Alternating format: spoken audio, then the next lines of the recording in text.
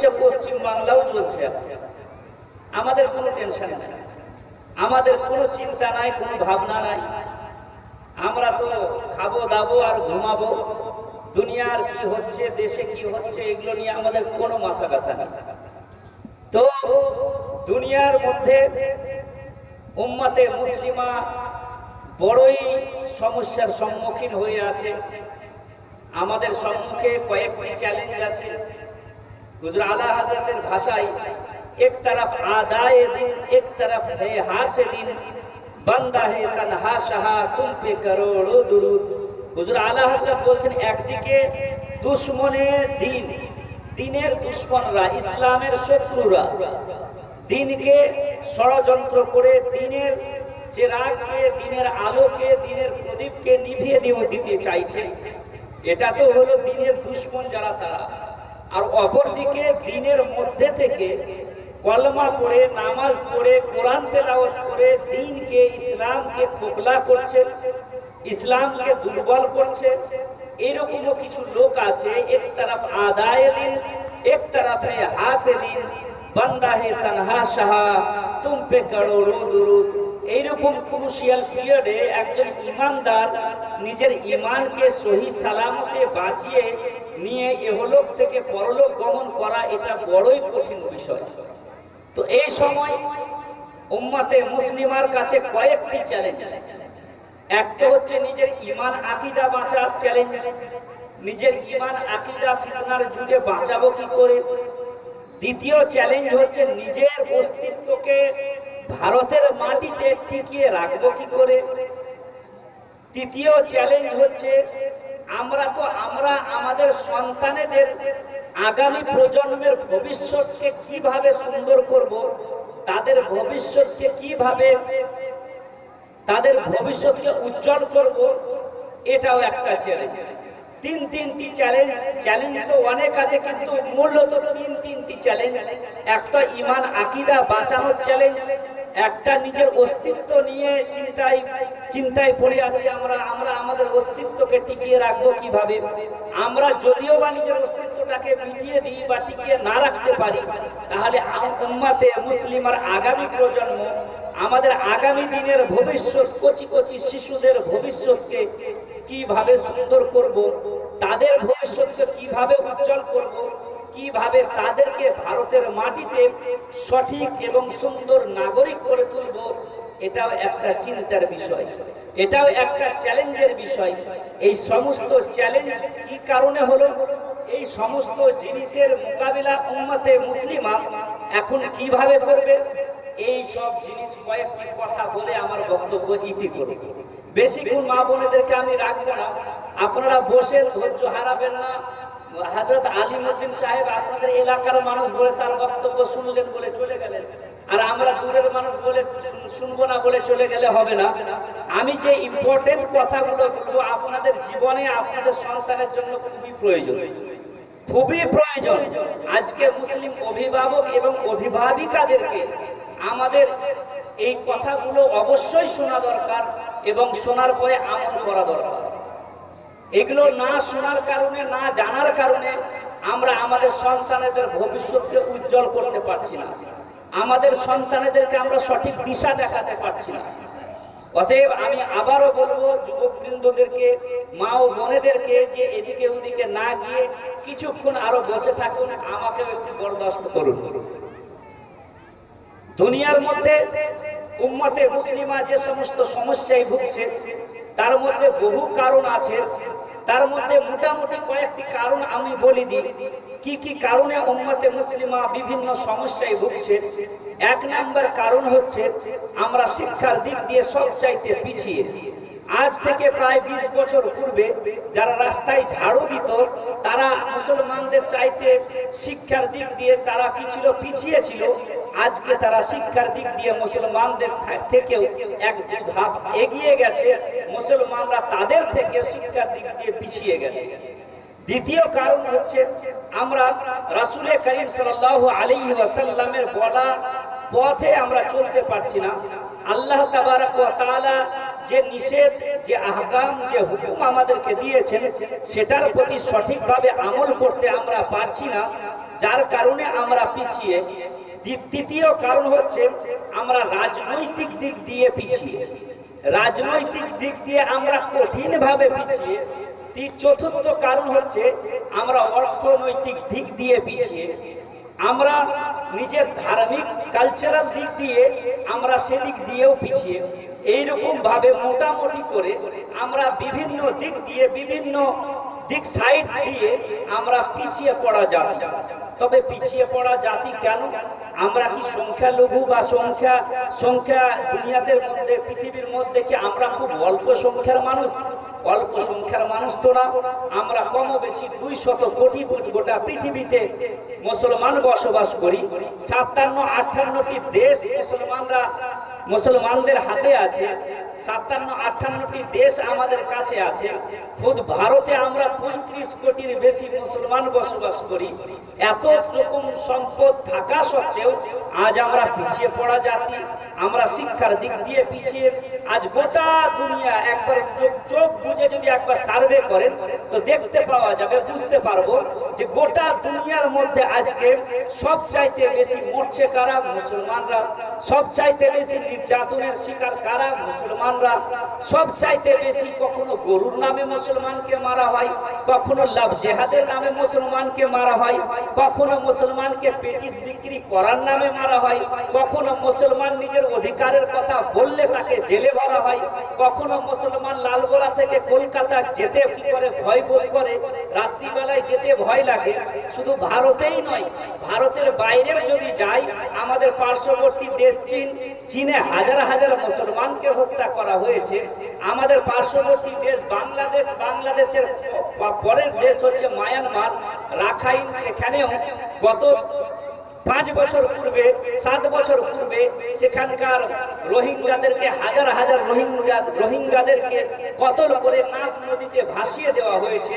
ছোট ছোট কচি কচি সন্তানেদেরকে কতল করে নাফ নদীতে ভাসিয়ে দেওয়া হয়েছে। মা বোনেদেরকে কতল করে তাদের উলঙ্গ এবং বিভৎস লাশকে খোলা আকাশের নিচে রাখা হয়েছে। শুধু সেখানেই নয়, আমাদের পার্শ্ববর্তী দেশ পাকিস্তান, তার পাশে হচ্ছে কি ইরাক, ইরান এবং মিডল ইস্ট যেটা আছে। মিডল ইস্টে মরছে কারা? মুসলিম দেশগুলোতে মুসলমানরা মরছে। মিডল ইস্ট বলতে বিশেষ করে ইরাকে 10 লক্ষের অধিক মুসলমান মারা গেছে, ইরানে হাজার হাজার মুসলমান মারা গেছে। তারপরে আর পার্শ্ববর্তী চলে যান, লিবিয়া, সিরিয়া, এই সমস্ত দেশগুলোতে হাজার হাজার মুসলমানদেরকে হত্যা করা হয়েছে। আর ফিলিস্তিনের কথা তো আমরা বাচ্চা জানি যে সেখানকার যুবকদের বুককে বুলেটের আঘাতে ঝাঁঝরা করে দেওয়া হয়েছে। সেখানকার শিশুদেরকে আকাশ থেকে, ওপর থেকে, আসমান থেকে ড্রোন বিমার মাধ্যমে তাদের গোলাপ ফুলের মতো ছোট ছোট শিশুদের, সন্তানেদের বিভৎস লাশকে তারা ফেলে রেখেছে। এইরকম ভাবে নানান প্রকার ভাবে গোটা পৃথিবীর মধ্যে এক কথায় উম্মতে মুসলিমা আজ সমস্যার সম্মুখীন হয়ে আছে। আজ মুসলমানদের ব্যাপারে বলার লোক কেউ নেই, মুসলমানদের অধিকারের কথা বলার কেউ নেই, মুসলমানদেরকে আজ সঠিক দিশা দেখাবার কেউ নেই, মুসলমানদের রাইটস নিয়ে কথা বলার কেউ নেই। আজকে যারা রাষ্ট্রসংঘে যারা বসে আছে, বিভিন্ন গোটা দুনিয়ার বাগডোর, গোটা দুনিয়ার নেতৃত্ব নিজের হাতে নিয়ে যারা বসে আছে, তারা আজকে শীতের সময় কুকুরের বাচ্চা মরে গেলে বা কোনো পশুর বাচ্চা মরে গেলে এরা হয়তো কিছু বলে, পশুদের অধিকারের কথা বলে, কুকুরের রাইটসের কথা বলে, কিন্তু মুসলমানদের গোলাপ ফুলের মতো ফুটফুটে চেহারাওয়ালা বাচ্চারা আজকে তাদের বিভৎস লাশ পৃথিবীর বুকে পড়ে আছে। কুকুরে তাদের লাশ নিয়ে টানাটানি করছে, কিন্তু রাষ্ট্রসংঘ যারা গোটা দুনিয়ার মানবতার নিয়ে কথা বলে, গোটা দুনিয়ার অধিকারের কথা বলে, আজ তারা মুখে তারা তালা লাগিয়ে বসে আছে। আজ তারা মুসলমানদের অধিকারের কথা বলে না, তারা মুসলমানদের রাইটসের কথা বলে না, মুসলিম মহিলাদের রাইটসের কথা বলে না, তারা মুসলিম বৃদ্ধদের অধিকারের কথা বলে না। গোটা দুনিয়া আজ চলছে, কিন্তু এই সময় আল্লাহ রাসূল সাল্লাল্লাহু আলাইহি ওয়াসাল্লাম এই সময়ের দিকে লক্ষ্য করে আল্লাহ রাসূল সাল্লাল্লাহু আলাইহি ওয়াসাল্লাম ভবিষ্যৎবাণী করেছিলেন, লা ইয়াবকা আলা জাহরিল আরদি বাইতু মাদারিন ওয়ালা ওয়াবারিন ইল্লা আদখালাহু আল্লাহুল ইসলাম। পৃথিবীর বুকে ভূপৃষ্ঠের মধ্যে এমন কোনো ঘর থাকবে না যে ঘরে আল্লাহ তাবারক ওয়া তাআলার দ্বীনের পতাকা উড়বে না, যে ঘরে আল্লাহ তাবারক ওয়া তাআলা নিজের দ্বীনের পতাকা, নিজের দ্বীনের কলমা তাদের ঘরে যাবে না। এক কথায় দুনিয়ার মধ্যে যেরকম ঘর হোক না কেন, সেটা ওয়ার্ল্ড ট্রেড সেন্টার হোক না কেন, সেটা বুর্জ খলিফা হোক না কেন, সেই জায়গাতে দ্বীনের পতাকা উড়বে, সেই জায়গাতে কলমার পতাকা উড়বে, সেখানে ইসলামের কথা হবে। আল্লাহ রাসূল সাল্লাল্লাহু আলাইহি ওয়াসাল্লাম তারপরে বললেন, আল্লাহ রাসূল সাল্লাল্লাহু আলাইহি ওয়াসাল্লাম সাহাবাদেরকে বললেন, হে আমার সাহাবারা, একদিন এক সময় এমন আসবে তোমাদের সম্মুখে যে তোমরা কি করবে, পদে পদে লা তাত্তাবিউন্না মান কানা ক্বাবলাকুম হাজওয়ান নাআলা বিন্নাল। তোমরা নিজের পদে পদে তোমরা কি করবে, ইহুদ ও খ্রিস্টানদের তোমরা কি করবে, গোলামি করবে, ইহুদ ও খ্রিস্টানদের তোমরা কি করবে, অনুসরণ করবে। আল্লাহ রাসূলকে জিজ্ঞাসা করা হয়, ইয়া রাসূলুল্লাহ সাল্লাল্লাহু আলাইহি ওয়াসাল্লাম, সেই দিন কি আমরা কম থাকবো, সংখ্যায় আমরা কম থাকার কারণে আমাদের এই অবস্থা হবে? আল্লাহ রাসূল বলছেন, বাল আনতুম ইয়াউমা ইযিন কাসীর, বরং সেদিন তোমরা বহু সংখ্যায় অনেক বেশি হবে, সংখ্যায় তোমরা বিপুল পরিমাণে হবে। কিন্তু সংখ্যায় বেশি থাকলে কি হবে, তোমাদের মধ্যে ঈমানি জজবাটা থাকবে না, ঈমানি পাওয়ারটা থাকবে না। তোমরা দুনিয়ার মধ্যে হাজারো কোটি মুসলমান থাকলেও তোমাদের মধ্যে ঈমানি জজবাটা চলে যাবে। দুনিয়ার মানুষকে তোমরা ভয় করতে লাগবে, খোদা ভীরুতা তোমাদের দিল থেকে উঠে যাবে, আল্লাহকে ভয় করা ছেড়ে দিয়ে পৃথিবীর মানুষকে ভয় করতে লাগবে। এইরকম ভাবে তোমরা ইহুদ ও নাসারাদের কি করবে, গোলামি করতে লাগবে। আল্লাহ রাসূল সাল্লাল্লাহু আলাইহি ওয়াসাল্লাম আজকের এই দিন দেখে আল্লাহ রাসূল সাল্লাল্লাহু আলাইহি ওয়াসাল্লাম ভবিষ্যৎবাণী করলেন, এবং ভবিষ্যৎবাণী করার পর আজকের দিনে আমরা দেখতে পাচ্ছি আজকে কোটি কোটি মুসলমান দুনিয়ার বুকে বসবাস করছি। তারপরে মরছে কারা, মুসলমানরা। আজকে শিক্ষার দিক দিয়ে আমরা পিছিয়ে, আমরা রাজনৈতিক দিক দিয়ে পিছিয়ে, আমরা অর্থনৈতিক দিক দিয়ে পিছিয়ে, গোটা দুনিয়ার মধ্যে সবচাইতে পিছিয়ে পড়া জাতির নাম মুসলমান। কারণটা হচ্ছে এই যে আমরা আল্লাহ এবং তার রাসূলের বলা পথ ও মতকে ছেড়ে দিয়ে আমরা আধুনিকতায় ঘুরে বেড়াতে লেগেছি, আধুনিকতার মাঝে নিজের সফলতাকে খুঁজে বেড়াতে লেগেছি। আমরা ইহুদ ও নাসারার পদঙ্ক অনুসরণ করতে লেগেছি। ইহুদ ও নাসারারা যেভাবে নিজের জীবন লাইফ স্টাইলটা বানাতে লেগেছে, আমরা আল্লাহ এবং রাসূলের সুন্নাতকে ছেড়ে দিয়ে ইহুদ ও নাসারার লাইফ স্টাইলকে নিজের জীবনে বাস্তবায়িত করতে লেগেছি। গোটা দুনিয়াকে ভয় করতে লেগেছি, যার কারণে আজ গোটা দুনিয়াকে ভয় করার কারণে আল্লাহ এবং তার রাসূলের মহব্বতকে ছেড়ে দিয়ে আমরা দুনিয়ার মধ্যে পড়ে গিয়ে, দুনিয়ার মায়ের মধ্যে পড়ে গিয়ে সকাল থেকে সন্ধ্যা পর্যন্ত নিজেকে গুনাহের মধ্যে ডুবিয়ে দিয়ে আল্লাহ এবং তার রাসূলকে আমরা নারাজ এবং অসন্তুষ্ট করে দিয়েছি। যার কারণে হাজার সমস্যা আমাদের সমাজের মধ্যে আল্লাহ রাব্বুল আলামিন ঢেলে দিয়েছেন। পূর্বের যুগের উম্মতরা যখন গুনাহের উপরে গুনাহ করত, আল্লাহ তাবারক ওয়া তাআলা আসমান থেকে আযাব নাযিল করে সে জাতিকে ধ্বংস করে দিতেন, সে জাতিকে দুনিয়া থেকে নিস্তনাবুদ করে দিতেন। কিন্তু বর্তমান যুগটা সেই রকম যুগ নয়। আল্লাহ তাবারক ওয়া তাআলা আসমান থেকে আযাব নাযিল করবেন না, আযাব নাযিল করে এই জাতিকে ধ্বংস করবেন না, বরং আল্লাহ তাবারক ওয়া তাআলা আমাদের মাঝে এমন এমন সমস্যা দিয়ে দিবেন, যে সমস্যা আমরা তালাশ করতে, যে সমস্যার সমাধান তালাশ করতে করতে জীবন আমাদের শেষ হয়ে যাবে। আল্লাহ এবং তার রাসূল বলেন, আল্লাহ রাসূল সাল্লাল্লাহু আলাইহি ওয়াসাল্লাম বলেন, যখন তোমরা আল্লাহ এবং তার রাসূলের পথকে ভুলে যাবে, যখন তোমরা খোদার দরবারকে ভুলে যাবে, যখন তোমরা রাসূলকে নারাজ করে ফেলবে, যখন তোমরা আল্লাহ এবং রাসূলের অসন্তুষ্টি অর্জন করে নিবে, আল্লাহ রাব্বুল আলামিন তোমাদের মাথার উপরে জালিম শাসককে নিয়োগ করবে। আজকে যে আমাদের মাথার উপরে জালিম সরকার, জালিম শাসক নিয়োগ করা হয়েছে, এটা অন্য কারো আমলের জন্য নয়, অন্য কোনো কারণের জন্য নয়, বরং আমাদের আমলের কারণে আমরা সকাল থেকে সন্ধ্যা পর্যন্ত নিজেরাই এমন ভাবে গুনাহের মধ্যে লিপ্ত হয়ে গেছি, আল্লাহ এবং তার রাসূলকে এমন ভাবে আমরা নারাজ করে ফেলেছি, আল্লাহ এবং তার রাসূল আমাদের প্রতি অসন্তুষ্ট হয়ে গেছেন, যে আল্লাহ তাবারক ওয়া তাআলা দিল্লির বুকে একজনকে পাঠিয়ে দিয়েছেন। গোটা ভারতের মুসলমান আজ কি হয়ে গেছে, আজ পেরেশান হয়ে গেছে। আল্লাহ তাবারক ওয়া তাআলা একজনকে পাঠিয়ে আমাদের উপরে আযাব দিয়েছেন। কখনো বিল নিয়ে আসা হচ্ছে মুসলমানদের বিরুদ্ধে, মুসলমানরা কিন্তু সেই দিকে কোনো লক্ষ্য নেই। বাড়ি থেকে মসজিদ আর মসজিদ থেকে বাড়ির মধ্যে আমরা সীমাবদ্ধ হয়ে আছি। যা হবে দেখা যাবে এই কথা বলে আমরা টেলে দিচ্ছি, আমরা যেমন যা হবে দেখা যাবে এই কথা বলে যেভাবে আমরা টেলে দিচ্ছি এবং নিজেকে কি করছি, ঘুমের উপরে ঘুম দিচ্ছি। খরগোশের মতো ঘুম পেড়ে আমরা জীবন অতিবাহিত করছি আর ভাবছি সবারই যা হবে আমারও তাই হবে, এই ভেবে যে আমরা শুয়ে আছি এটা ভাবা ভুল হবে। কারণ আজ থেকে প্রায় 1300 বছর পূর্বে, 1000 বছর পূর্বে ইতিহাসের পাতা উল্টিয়ে যদি দেখা যায়, তাহলে আজ থেকে প্রায় 700 বছর 800 বছর পূর্বে বাগদাদের মধ্যে কিছু মানুষ ছিল যারা বলছিল যা হবে দেখা যাবে। আরে কাল যা হবে দেখা যাবে, ইনশাআল্লাহ কাল যা হবে আমরা দেখে নিব। যে যত বড় সৈন্য আসুক না কেন, আমরা প্রতিবাদ করে, তার আন্দোলন করে, ইনকলাব করে আমরা কি করব, তাদেরকে দূর হটাবো। তারা এই ভুল এবং এই চিন্তাধারার মধ্যে তারা এইরকম চিন্তাধারা করেছিল। ওই সময় তাতারি এবং মঙ্গল জাতি কি করেছিল, বাগদাদের মধ্যে, সে ইরাকের মধ্যে হামলা করেছিল। হামলা করার পর ইরাকিদেরকে, মুসলমানদেরকে বাদে হত্যা করেছিল। কচু কাটার মতো যেভাবে আমাদের দেশে কচু কাটা হয়, ওই রকম ভাবে কচু কাটার মতো কেটেছিল। কিভাবে 3 দিনে 18 লক্ষ মুসলমানকে হত্যা করেছিল মঙ্গল জাতি। তাতারি জাতি তারা এসে কি করেছিল, 3 দিনে 18 লক্ষ, একদিনে কত হয় 6 লক্ষ মুসলমানকে হত্যা করেছিল। ফোরাত নদী 3 দিনে যখন 18 লক্ষ মুসলমানকে হত্যা করা হয়, তখন 18 লক্ষ মুসলমানকে হত্যা করার পর পুরো ফোরাত নদী রক্তে লাল হয়ে গেছিল। হাজার হাজার মুসলমানদের লাইব্রেরিতে হাজার হাজার গবেষণা করার যে সমস্ত বই পুস্তক ছিল, সে বই পুস্তকগুলোকে কি করেছিল, জ্বালিয়ে পুড়িয়ে ছারখার করে দিয়েছিল। বই পুস্তক পুড়ানোর পরে ফোরাত নদী সেই বই পুস্তক পুড়ার ছায়ে কালো হয়ে গেছিল। বাগদাদের মধ্যে আল্লাহর নাম নেওয়ার জন্য কোনো ব্যক্তি ছিল না। বাগদাদে 18 লক্ষ মুসলমানকে যখন হত্যা করা হয়, তাতারি জাতি কোনো এমন নির্যাতন নাই যে সেটা মুসলমানদের উপরে করেনি। সব রকম নির্যাতন করার পর যখন চারিদিকে লাশ যখন ছড়িয়ে ছিটিয়েছিল, মঙ্গল জাতির মঙ্গলদের মধ্যে একজন বড় সৈনিকের মেয়ে, তিনি কি করছিল, তিনি ঘোড়ার উপরে চড়ে রাস্তায় হেঁটে হেঁটে আসছিল, আর তার সাথে সাথে কয়েকটি সৈন্য ছিল।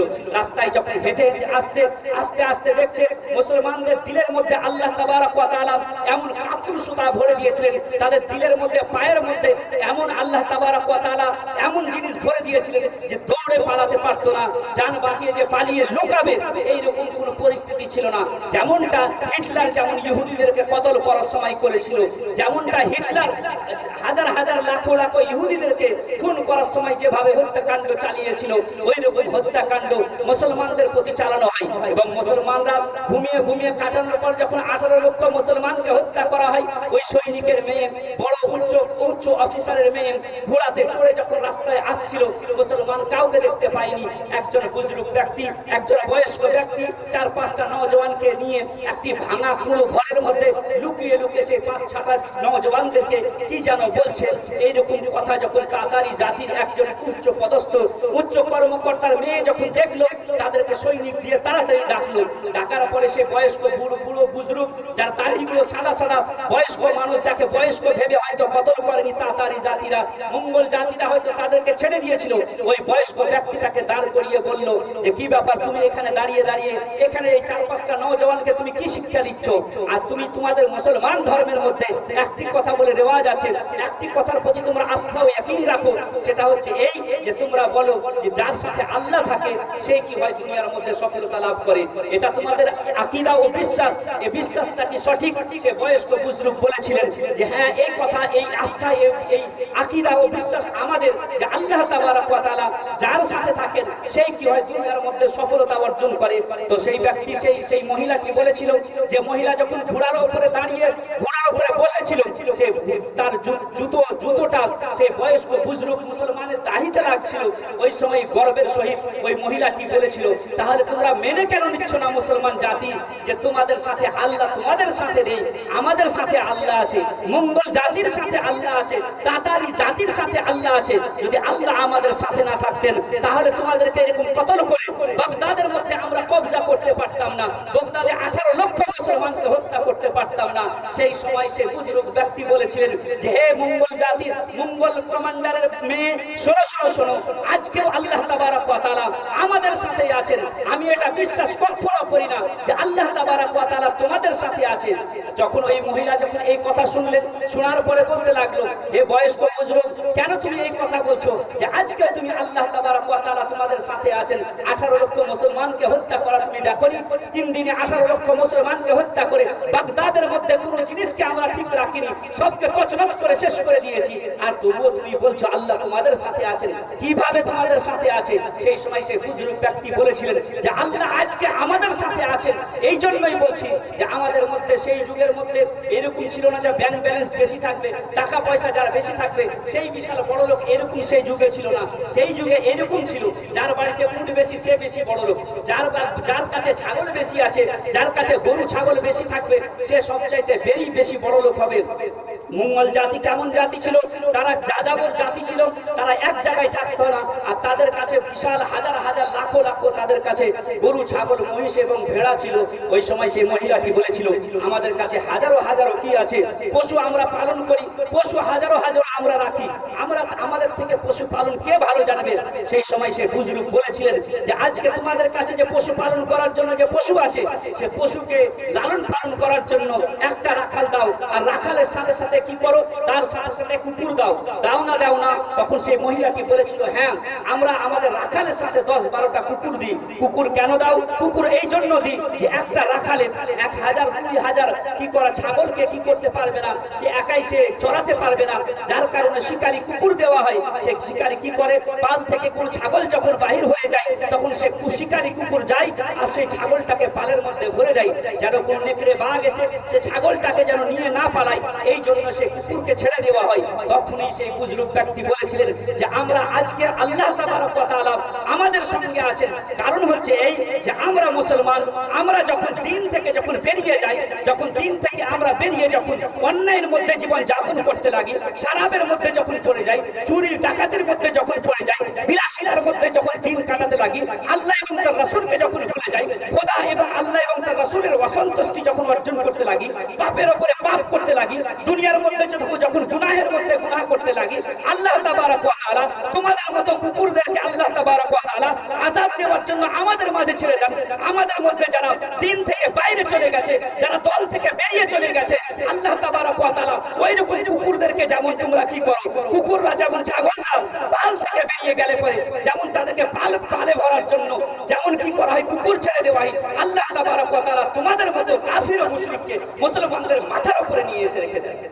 মুআজ্জাজ সামিন ইকরাম, আজকে যে আমাদের মাথার উপরে নির্যাতন হচ্ছে, আর কখনো এসআইআর নামে, কখনো এনআরসির নামে, কখনো হাজার রকম বিলের নামে যখন মুসলমানদের উপরে নির্যাতন হচ্ছে, তখন একটাই কথা আমাদেরকে ভাবতে হবে যে আমাদের কারণটা, আমাদের এই নির্যাতনের কারণ কি?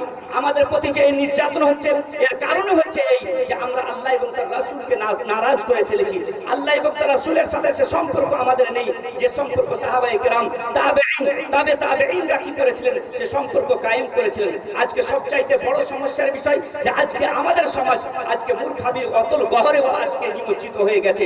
আজকে আমাদের সমাজের কাছে হাজারো লাখো লাখো টাকা, কোটি কোটি টাকা আজ আমাদের হাতে আছে, কিন্তু আমাদের সমাজে শিক্ষা নাই, আমাদের নওজওয়ানদের মধ্যে আজকে শিক্ষা নাই। আজকে আমাদের যুবকরা শিক্ষা কি জিনিস জানে না। কেউ তো আবার এরকম কথা বলছে যে শিক্ষা অর্জন করে কি করব, বিএ এমএ পাস করে কি করব, বিএড করে বসে আছি, চাকরি হয় না। যদি যে জাতির সন্তান, যে জাতির যুবকরা, যে জাতির যুবতীরা এই ভেবে শিক্ষা অর্জন করবে যে চাকরি করব, আমি শিক্ষা অর্জন করার পর আমি যেন চাকরি পাই, এই ভেবে যে শিক্ষা অর্জন করবে, এই ভেবে যে আল্লাহ এই ভেবে যে শিক্ষা অর্জন করবে, সে ব্যক্তি এবং সে যুবকের দ্বারাই, সে যুবতীর দ্বারাই ইসলামের কোনো ফায়দা হতে পারে না, সে যুবকের দ্বারাই জাতির কোনো ফায়দা হতে পারে না, সে যুবতীর দ্বারা রাষ্ট্রের কোনো ফায়দা হতে পারে না। তাহলে উপকার ওই যুবকের দ্বারাই হবে যে শিক্ষা অর্জন করবে। এই জন্য শিক্ষা অর্জন করবে যে আমি শিক্ষিত হব, শিক্ষিত হওয়ার পর সঠিকভাবে আমি আমার পরিবেশকে চালাবো, আমার দ্বারাই মানুষ উপকৃত হবে। আমি কি করব, আমি সমাজকে সুন্দরভাবে চালাবো, আমি নিজে প্রতিষ্ঠিত হব, জাতিকে প্রতিষ্ঠিত করব। সেই জাতি এইরকম যুবক যদি চিন্তাধারা করে, যদি শিক্ষা অর্জন করে, তাহলে কি হবে, সে জাতির যুবকের দ্বারাই কি হবে, সমাজ উপকৃত হবে, তার সাথে সাথে সেই জাতির যুবকের চাকরিও হবে আর আল্লাহ রাজি হবে। আর একটি সমস্যা হচ্ছে এই ভেবে চাকরি অর্জন করার নিয়তে আজকে আমাদের যুবকরা শিক্ষা অর্জন করছে না। দ্বিতীয়ত আমাদের যুবকরা শিক্ষা অর্জন করছে না আল্লাহ এবং তার রাসূলের সন্তুষ্টি অর্জন করব, এই নিয়ত শিক্ষা অর্জন করছে না। দুনিয়ার মধ্যে পড়ে দুনিয়ার ভালোবাসার মধ্যে পড়ে কোন রকম শিক্ষা অর্জন করে রাজমিস্ত্রি আর নানান রকম কাজের মধ্যে ব্যস্ত হয়ে পড়ছে। শিক্ষা অর্জন না করার কারণে আজকে সমাজের মধ্যে আজকে লোয়ার কোর্ট থেকে হাইকোর্ট পর্যন্ত সুপ্রিম কোর্ট পর্যন্ত আজকে মুসলমানদের ছেলেদেরকে দেখা যায় না। আজকে বড় বড় বিভাগে আজকে মুসলমানদের সন্তানদেরকে দেখা যায় না। আজকে চামারের ছেলেদেরকে আইপিএস অফিসার হতে দেখা যাচ্ছে, ডিএম এবং কালেক্টর হতে দেখা যাচ্ছে। রাস্তার ঝাড়ু দেওয়া ব্যক্তিদের সন্তানদেরকে আজকে ডিএম হতে দেখা যায়, ও দেখা যায় না তো মুসলমানদের সন্তানদেরকে দেখা যায় না। এই সমস্ত জিনিস আজ মুসলমানদের মধ্যে এই সমস্ত সমস্যা থাকার কারণে আজকে হাজারো কাগজের সমস্যায় ভুগছে আজ মুসলমান, হাজারো রকম সমস্যায় আজ মুসলমান পড়ে আছি। আমাদের সমাজকে যদি সুস্থ করতে হয়, আমাদেরকে রাসূল করিম সাল্লাল্লাহু আলাইহি ওয়াসাল্লামের সেই আইয়ামে জাহিলিয়াত অন্ধকারময় যুগকে দেখতে হবে। আজকে আমরা হাজারো সমস্যার মধ্যে ভুগছি, তবু আমরা নামাজ সঠিকভাবে পড়তে পারছি, স্বাধীনভাবে আজান দিতে পারছি, স্বাধীনভাবে আমরা নিজের ধর্মের কাজগুলো করতে পারছি, কেউ বাধা দেওয়ার নাই। কিন্তু একবার চিন্তা করুন, মদিনার মক্কার সেই কথা, যে সময় রাসূল করিম সাল্লাল্লাহু আলাইহি ওয়াসাল্লাম মক্কার মধ্যে এসে কি করলেন? মক্কার মধ্যে আসার পর সর্বপ্রথম কোরআনের কথা বললেন, সর্বপ্রথম রাসূল করিম সাল্লাল্লাহু আলাইহি ওয়াসাল্লাম দ্বীনের কথা বললেন। মক্কার মধ্যে এমন পরিবেশ যে মক্কার মধ্যে কোনো ব্যক্তি কলমা পড়ার ব্যক্তি থাকতে পারে না। যদি কেউ কলমা পড়ে, প্রকাশ্যে যদি কেউ কলমা পড়তো, প্রকাশ্যে যদি কেউ নামাজ পড়তো, কখনো তাকে কি করা, হত্যা করার পরিকল্পনা করা হতো। যদি কেউ প্রকাশ্যে যদি কেউ কি করতো, নামাজ পড়তো, তার গলাকে কি করা হতো, তার গলার মধ্যে ফাঁসি লাগিয়ে তাকে হত্যা করা হতো।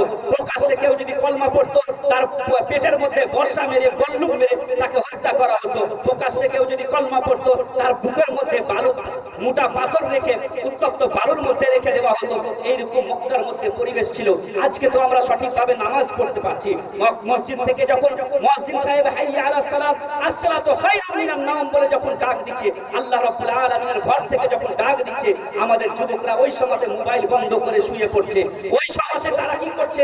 তারা নিজের ঘুমকে ওই সময় দিচ্ছে রাত 12 সকাল 12টা পর্যন্ত, দুপুর 12টা এবং সকাল 10টা পর্যন্ত ঘুম দিচ্ছে।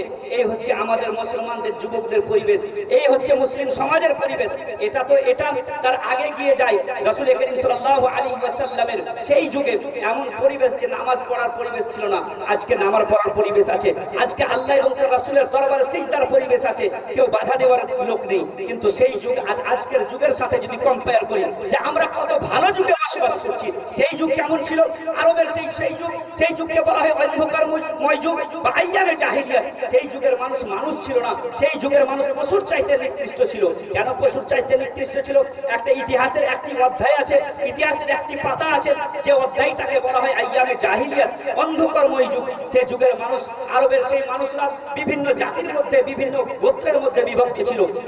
সামান্য বিষয়ে তারা রক্তের বন্যা লাগিয়ে দিত, সামান্য বিষয়ে 40 বছর 50 বছর ধরে যুদ্ধ চলতো। এইরকম ভাবে তারা বিভিন্ন গোত্রের মধ্যে বিভক্ত ছিল। চুরি ডাকাতি তাদের পেশা ছিল। নারী শিশুকে জীবন্ত কবর দেওয়া তাদের পেশা ছিল। নারী শিশুকে কি করতো? জীবন্ত কবরের সাথে সাথে কেউ গলা টিপে আতুর ঘরে হত্যা করে ফেলতো। একজন নারী তাদের প্রয়োজন ছিল জীবনে, দৈহিক চাহিদা মেটানোর জন্য আরবিয়ানদের একটা নারীর প্রয়োজন ছিল। যে নারীটি কার মা, কার বোন, কার খালা, কার ফুফু, এটা দেখার তাদের কোনো প্রয়োজন ছিল না। চুরি ডাকাতি তাদের পেশা, জেনা তাদের পেশা, ডাকাতি করে তার মানুষকে হত্যা করা তাদের পেশা। তারা পশুর ন্যায় জীবন যাপন করছিল। ওই সময় রাসূল করিম সাল্লাল্লাহু আলাইহি ওয়াসাল্লামের মক্কার মধ্যে আবির্ভাব হলো।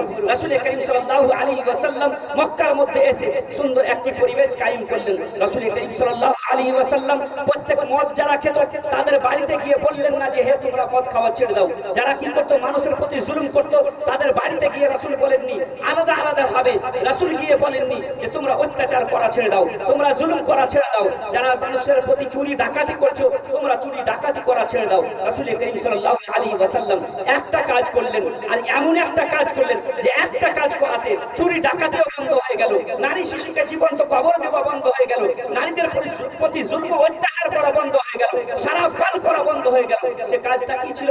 রাসূল করিম সাল্লাল্লাহু আলাইহি ওয়াসাল্লাম সে অসভ্য জাতির মধ্যে, বর্বর জাতির মধ্যে, নির্মম জাতির মধ্যে আল্লাহ রাসূল সাল্লাল্লাহু আলাইহি ওয়াসাল্লাম শিক্ষা দিয়ে দিলেন। যেমন রাসূল করিম সাল্লাল্লাহু আলাইহি ওয়াসাল্লাম সে অসভ্য বর্বর জাতির মধ্যে আল্লাহ রাসূল শিক্ষা দিয়ে দিলেন, আর শিক্ষা পাওয়া মাত্রই সে অসভ্য বর্বর নোংরা জাতি আল্লাহ রাসূল সাল্লাল্লাহু আলাইহি ওয়াসাল্লামের সংস্পর্শে এসে যারা মানুষকে চুরি ডাকাতি করতো, তারা সমাজের মালের পাহারাদার হয়ে গেল। যারা নারী শিশুকে কি করতো, জ্যান্ত কবর দিয়ে দিল। তারা নারী এবং মায়েদের ইজ্জতের পাহারাদার হয়ে গেল। যারা কি করতো, মানুষকে চুরি ডাকাতি করে খেত। আল্লাহ রাসূল সাল্লাল্লাহু আলাইহি ওয়াসাল্লামের আদর্শে অনুপ্রাণিত হয়ে আইয়ামে জাহিলিয়াতের মানুষ, অন্ধকারময় যুগের মানুষ সোনা হয়ে শিক্ষা দীক্ষা আদর্শে বিশ্বকে পথ দেখিয়েছে। আজ সে আদর্শ এই শিক্ষাকে ছেড়ে দিয়ে আজ গোটা দুনিয়ার মধ্যে মুসলমান অসহায় হয়ে পড়েছে। গোটা দুনিয়ার আজ মুসলমান সব চাইতে আজ রাসূল করিম সাল্লাল্লাহু আলাইহি ওয়াসাল্লামের আদর্শ এবং পথকে ছেড়ে দিয়ে আজ গোটা দুনিয়ার মধ্যে আজ আমরা লাঞ্ছিত এবং অপমানিত এবং পদদলিত। মুসলমানদের অবনতির কারণ আমরা বুঝতে পারছি না। অবনতির কারণ হচ্ছে এই যে রাসূল করিম সাল্লাল্লাহু আলাইহি ওয়াসাল্লামের শিক্ষা দীক্ষাকে আমরা ছেড়ে দিয়েছি, হুজুর সাল্লাল্লাহু আলাইহি ওয়াসাল্লামের আদর্শকে ছেড়ে দিয়েছি। আজ যে আমরা সমস্যায় ভুগছি, আজ যে আমাদের মাথার উপরে হাজারো সমস্যা, এই সমস্যার একটাই কারণ, রাসূলের সাথে আমাদেরকে সম্পর্ক করতে হবে। আল্লাহ এবং তার রাসূল আমাদের প্রতি অসন্তুষ্ট হয়ে আছেন, আল্লাহ এবং তার রাসূলকে রাজি করতে হবে। আল্লাহ এবং তার রাসূল আমাদের প্রতি আর সন্তুষ্ট নেই। রাসূলকে কিভাবে রাজি করব, কিভাবে গোটা দুনিয়ার অবস্থা ছিল, কিভাবে আমাদের মুজাহিদিন ইসলাম আল্লাহ রাসূল সাল্লাল্লাহু আলাইহি ওয়াসাল্লামের সাহাবারা কি করেছিল, স্বর্ণের যুগ কিভাবে কায়েম করেছিলেন, অর্ধ পৃথিবীর মধ্যে কিভাবে বাদশাহী চালিয়ে গেছেন, আমাদেরকে সেই ইতিহাসগুলো আমাদেরকে জানতে হবে। আজকে আমাদের যুবকরা, আমাদের উম্মতে মুসলিমার মানুষরা আজকে তো নিজের নবীর নাম সঠিকভাবে জানে না, সে জাতির উপরে আযাব আসবে না।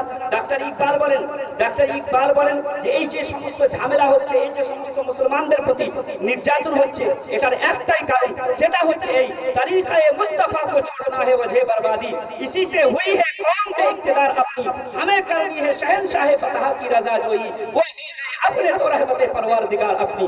हजरत डॉक्टर इकबाल বলছেন যে তরিকায়ে মুস্তাফা को छोड़ना है वजह बर्बादी, মুসলমান জাতির অবনতির কারণ হচ্ছে এই রাসূলের সুন্নাতকে ছেড়ে দেওয়া, রাসূলের তরিকাকে ছেড়ে দেওয়া, রাসূলের পদ্ধতিকে ছেড়ে দেওয়া, এটা হচ্ছে মুসলমান জাতির অবনতির প্রথম কারণ। इसी से हुई है कौम पे इक्तिदार अपनी, এই কাজের কারণে, রাসূলের আদর্শকে ছেড়ে দেওয়ার কারণে গোটা দুনিয়ার মধ্যে আজ মুসলমানরা আজ পিছিয়ে পড়া জাতি। আর যদি আমরা কি করি, আল্লাহ এবং তার রাসূলকে রাজি করিয়ে নিই, তাহলে কি হয়ে যাবে, যখনই আল্লাহ এবং তার রাসূল রাজি হয়ে যাবে, তখনই গোটা দুনিয়া আমাদের প্রতি সন্তুষ্ট হয়ে যাবে, গোটা দুনিয়া আমাদের প্রতি রাজি হয়ে যাবে। আজ শিক্ষার দিক দিয়ে আজ আমরা মুসলমানরা এমন ভাবে পিছিয়ে, আজ চামাররাও আজ শিক্ষার দিক দিয়ে আমাদের থেকে এগিয়ে গেছে। আজকে গোটা লালগোলা এলাকা বিশাল মডেল ওয়ালা এলাকা, বিশাল পয়সাওয়ালা এলাকা, কিন্তু পয়সাওয়ালা এলাকা হওয়া সত্ত্বেও আজকে দেখাতে পারবেন যে লালগোলার মধ্যে কোনো ডিএম কালেক্টর আছে, লালগোলা এলাকার মানুষদের সন্তান কোনো বড় পদে আছে, কোনো হাইকোর্ট বা সুপ্রিম কোর্টের উকিল হয়ে বসে আছে, জজ হয়ে বসে আছে। আজকে আমাদের সন্তানেরা ওই দিকে আজকে নেই। যাদের সন্তানেরা এই কাজ করেছিল, যারা আজ থেকে প্রায় 90 বছর আগে যারা ফল লাগিয়েছিল, গাছ লাগিয়েছিল, আজ তারা ফল উপভোগ করছে। 90 বছর আগে ভারত স্বাধীন হওয়ার পর থেকে আমরা উম্মতে মুসলিমা ঘুমিয়ে আমরা কাটিয়েছি। আর ঘুমিয়ে থাকার কারণে আজকে যে সময় আমাদের সন্তানেরা, যে সময় আইপিএস এর ট্রেনিং নেওয়ার কথা ছিল, যে সময় আমাদের সন্তানরা WBCSC পাস করার কথা ছিল, আজ যে সময় আমাদের সন্তানেরা ইউপিএসসির জন্য ট্রেনিং এর প্রয়োজন ছিল, সেই সময় আমাদের বুজুর্গদিনরা, আমাদের পূর্বপুরুষরা চায়ের দোকানে বসে বসে যুবকদেরকে সঠিক দিশা দেখা বাদ দিয়ে চায়ের চুমুক নিয়ে আর বিড়ি খেতে খেতেই ব্যস্ত ছিল। এইরকম পরিবেশ ছিল।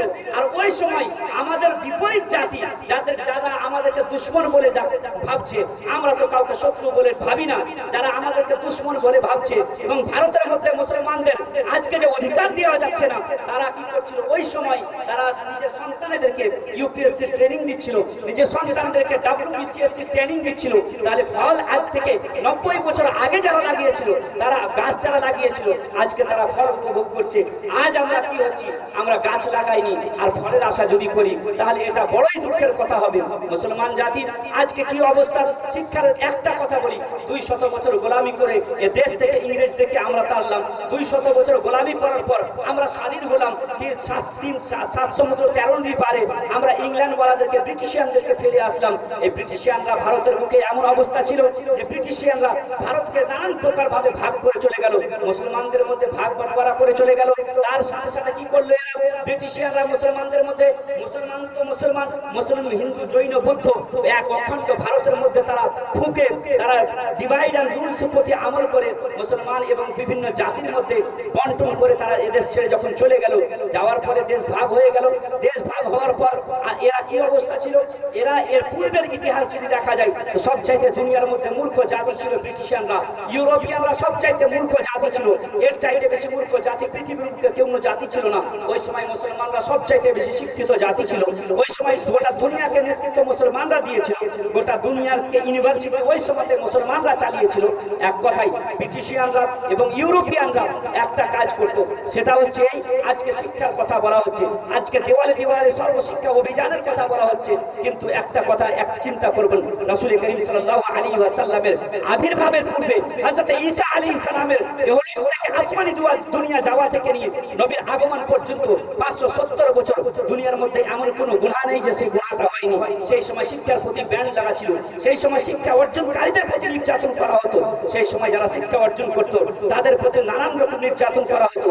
উদাহরণস্বরূপ এই ইউরোপিয়ানরা যারা বলছে গোটা দুনিয়াকে আজ আমরা নেতৃত্ব দিচ্ছি, যারা বলছে নাসা আমাদের হাতে আছে, গোটা দুনিয়াকে এক মুহূর্তে ধ্বংস করে দেওয়ার জন্য পরমাণুর রিমোট কন্ট্রোল আমাদের হাতে আছে, গোটা দুনিয়াকে এক মুহূর্তে তাদের ইকোনমিক সিস্টেমকে লক করার জন্য আমাদের কাছে শেয়ার মার্কেট আমাদের হাতে আছে, আমাদের হাতে ডলার আছে, গোটা দুনিয়াকে এক মুহূর্তে বন্ধ করে দেওয়ার জন্য ওয়ান ওয়ার্ল্ড বর্ডার আমাদের হাতে আছে। এইরকম যারা ভাবছে, গোটা বিশ্বকে যারা নেতৃত্ব দিচ্ছে, আজকে যারা মানুষের অধিকারের কথা বলছে, শিক্ষার কথা বলছে, এই জাতি একদিন অশিক্ষিত ছিল আর মুসলমান জাতি শিক্ষার সাথে বেঁচে ছিল। ওই সময় উম্মতে মুসলিমা কিভাবে গোটা দুনিয়াকে নেতৃত্ব দিয়েছিল, ওই সময় উম্মতে মুসলিমার মধ্যে আল্লাহ রাসূল সাল্লাল্লাহু আলাইহি ওয়াসাল্লামের